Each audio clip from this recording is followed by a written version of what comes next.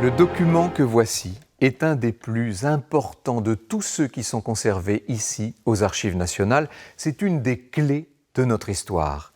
Il s'agit de l'édit de Nantes, signé en 1598 par le roi Henri IV. Un acte capital élaboré dans le plus grand secret et qui accorde à la minorité protestante pour la première fois en France la liberté de culte. Autant dire que le roi Henri IV, grâce à ce texte, place la monarchie au-dessus de la religion.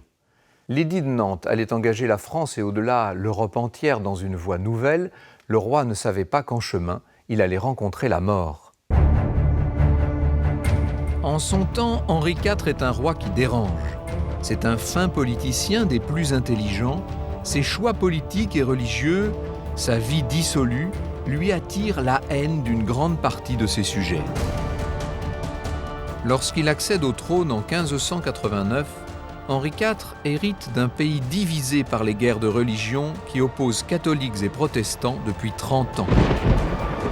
Le roi prône la réconciliation et la coexistence des religions. Une stratégie qui l'amènera à changer 6 fois de confession au cours de sa vie, ce qui déplaît fortement aux deux camps. Comment savoir quel Dieu il prie? Probablement ni l'un ni l'autre. Il n'y aura plus de poursuite ni de condamnation pour ceux qui ont une foi différente de celle de la majorité. Catholiques et huguenots, vous êtes mon peuple. Je vous aime à égalité. Bien qu'il rétablisse la paix en France, l'édit de Nantes est très mal accepté par l'Église. Aux yeux de bien des catholiques, Henri IV a basculé dans l'hérésie. Or, le nouveau monarque conduit une politique fiscale exigeante, ce qui ne contribue pas à le rendre populaire.